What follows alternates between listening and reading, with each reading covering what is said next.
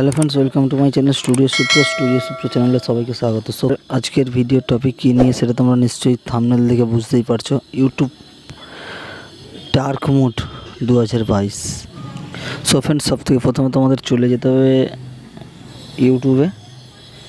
ইউটিউবে যাওয়ার পরে ওপরের ডান দিকের কোণে দেখবেন যে আপনার লোগো দেখা যাচ্ছে, যেখানে আপনি লগ ইন করে রেখেছেন ইউটিউবটা। তো ওই লোগোতে টাচ করবেন। লোগোতে টাচ করার পর এখানে যে সেটিং বলে অপশানটা দেখতে পাচ্ছেন, সেটিংয়ে ক্লিক করবেন।